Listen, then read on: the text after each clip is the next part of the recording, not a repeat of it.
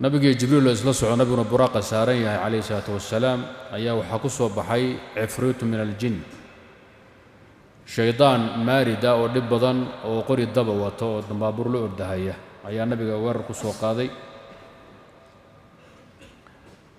mar walbo nabigu markuu uu jaleecaba asagoo ordahayo nabigu inuu dhibaatay ama wuxuun u geysto ama socdaalkaas qiimaha badan uu ka baajiyo doonaya ayuu arkay jibriil buu ku yiri muxuu ahaa ninkan in garab ordahaye ee waqtiga bixinay wuxuu ku yiri waa ifriit min aljinni doonaya inuu ku dhibaateeyo ma ku bara duco aad akhrisato shayaadiinta iyo jinka iyo waxay nagar kula maagan oo dhan baad ka akhrisato waa la duulaya ibliis ninka weeyaan nabigu garab daba ordahaya nabigu wuxuu yiri balaa ibar haddaad tiraahdo ducada ku ducaysato tafi'at shu'latuhu wa kharra li fi dabku watay loo ordayna uu ka baqtinaa uu ka damahaya asaguna af u dhacaya ma duuli karo awood uu ku duulay waaye dhulku marka ku dhacaya waa shaydaanka ducadanu marka jibriil maalinka u sheegay nabiga kaleey salaatu wasalaam waagi dambe nabiga ummadda uu bari jiray kaleey salaatu wasalaam قل أعوذ بوجه الله الكريم وبكلمات الله التامات التي لا يجاوزهن بر ولا فاجر من شر ما ينزل من السماء وشر ما يعرج فيها ومن شر ما ذرأ في الأرض وشر ما يخرج منها ومن فتن الليل والنهار ومن طوارق الليل إلا طارقا يطرق بخير يا رحمن دعاء سو نبي وشيغ معلن كيسبال وشيغ جبريل أها دعاء النبي آخريي شيطان كمركي بالضبط نلكي با كدمي الليلكي وانا هوبتو waa dhacay oo shimbir duulaysa oo galayd oo madax tuuray baan moodaa ducada marka waa duca muhiima waliana asxaabu ruqyada ama asxaabu ilaajka ana dadka aad bay u baraan waa duca muhiim ah ifriit min aljin oo xilliga isku day nabiga inuu dhibaateeyo ka kala gooyo socdaalkii qiimaha badnaa ducada ilaahay uu kaga badbaadiyo way markii idinkuna barta idinkuna xifdiya carruurtii ahlada bara ducada qiimo badan way وانا حديثك اسغا واغ دمان نبي امده waa bari jiray Khalid buu ducada baray oo u sheegtay habeenkii inuu sasayo oo hurdo fiican uusan helaynin uusan ku nasayn hurdada saxaabo badan buu hawsha baray waxa kamid ah waxyaabo nabigu habeenka arkay dajaal buu arkay dajaal baa la tusay aayaadka la tusay laqad raa min ayati rabbil kubra dajaal baa kamid aha nabigu dajaal baan arkay buu cadiimul jutha aqmara shadidul bayad hijanan كأن شعر رأسه أغصان شجرة بالنبي عليه الصلاة والسلام رواية أحمد غير كي بسند صحيح دجال بن أركين نين آد ولا فوين وانتو اللي يا الله يا أبي والنبي نين آد وعد نواءه وعد درويش والصنباب آد موده تميس وحد مداب ولقيت لامه قيت بحي وحكتها أغاني في القمة قيت بان مدابه معجزاتكي آياتكو أركيبين كان نبي وحاكمده وآيات الصدحات تلمام إنه ممكن سي سعودي بيت المقصد وسي سعودي أي وحوسين مرهوني عجوزات أو سحولada ama shaqalada banaysatay oo aad loo qurxiyay iyadoo hadana daa oo duqa oo waayeelo cajuusaya hadana bilada la saaray quraxda Allah yaabaysa wa alayha min kulli zinatin khalaqa Allah dushada waxa saaran wax walba quruxsana ama bilic wanaagsana ama bini aadam isha la raaco ayaa dushada la saaray xagga daadana waa habar duqa way jibriil baan weydiiyay oo maxay ahayd islaanta jibriil wuxuu yiri soco iska daa waxyade ayadii waxay leedahay anzirni as'aluka ya muhammad isug aan wax ku weydiiyay jibriil warkiisa ka bixi aniga isug aan kula hadla hal bar hadii jawaabtidi jibriil nabigu wuxuu ku yiri ha u bixinay soco wada socodkaada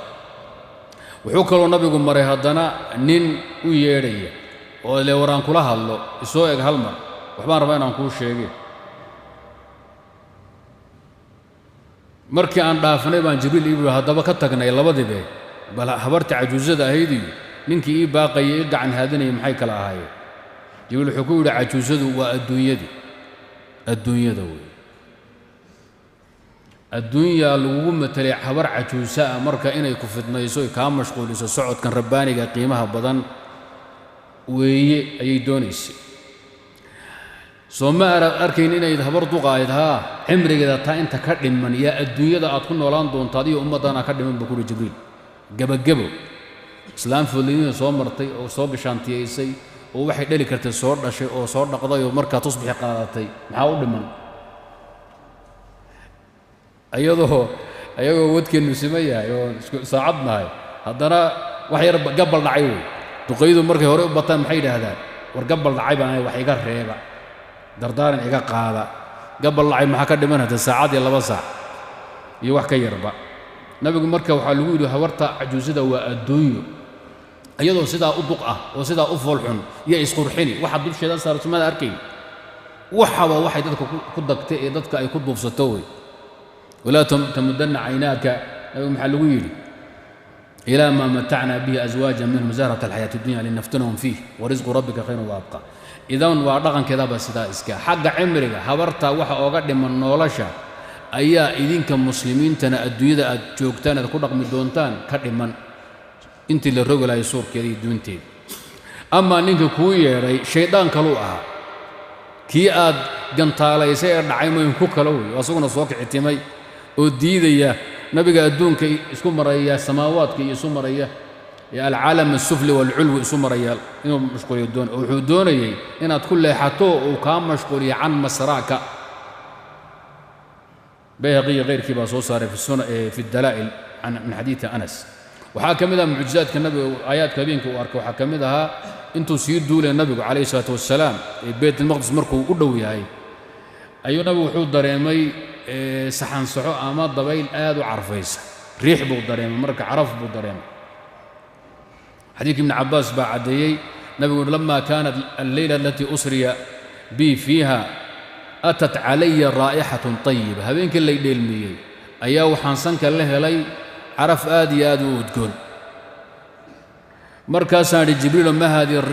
alraa'ixa atayiba caraftan aad u qiimo badan maxay tahay faqaala hadihi raa'ixatu maashita ibnati fircawna wa awlaadiha carafta aad maqlayso qabriga waxaad dul maraysaad u dhowdahay gabadhii u shanlayn jirtay fircoon inantiisii timaha u feedhi jirtay oo u fidhi jirtay meeshii lagu duugaa iyadii ubadkeedii weeye qabrigeeda waxaa ka soo carfaya carafay awliyadu dareemayaan oo ardaaladu dareemaynin oo nabi maxamed kow ka yaadee awliyadu ayib nabigaa waxaa idhi buu jibriil wamaa sha'nuhaa gabadhaa maashitatu ibnati fircawn aad ku sheegtay jibriilow maxay ahayd bal iiga sheekee fircawn gabadhiisii islaantii timaha u feedhi jirtay baa halkan ka soo carafaysa iyadii ubadkeedii baa layidhi somaa nabiga loo sheegay nabiga tiibuu marka toyday oo wuxuu yidhi bal ii faahfaahaya hawsha ayada jibriil wuxuu yidhi baynamaa hiya tamshutu ibnata fircawn daata yowmin id saqatat ilmidra min yadiha faqaalat bismi illaah iyadoo maalin u feedhaysa fircawn gabadhiis madaxa u shanlaynaysa ayaa waxaa ka dhacay soqoftii ama shanladii baa ka dhacday oo ka faniintay gabadhii u shanlaynaysa markaasay tihi bismi illaah muslimad bay iimaanka qarsatay ahayd islaantan khadaamadda u ah gabadha fircawn gabadh muslimadoo iimaankeeda qarsanaysay ahayd awlaadna wadna way lahayd markay baashii ka dhacday waxay tihi bismi illaah ilaahay bay cuskatay fircawn gabadhiisi iskuma taltaalle waxay tidhi abi aabbahay maad ka waddaa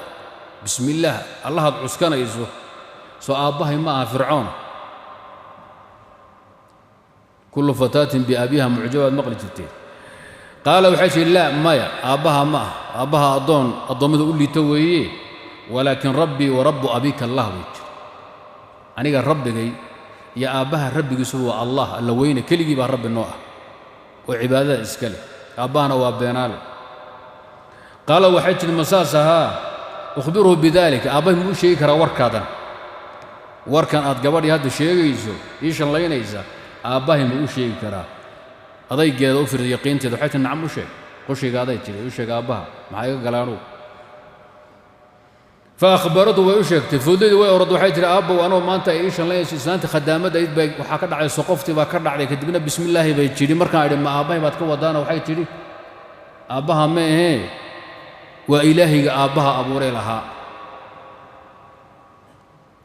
fircoon baa u yeedhay gabadhii fadacaaha faqaala yaa fulaan wa ina laka rabban hayrii buy dabdarradiis nin kibriyo isku yilyaalla aan isku yoololin buu ahaaye wuxuu ku yidhi heblaay ma rabbi aan aniga ka ahayn baad leedahay waa maxay warkay ii soo tebisay inantaydu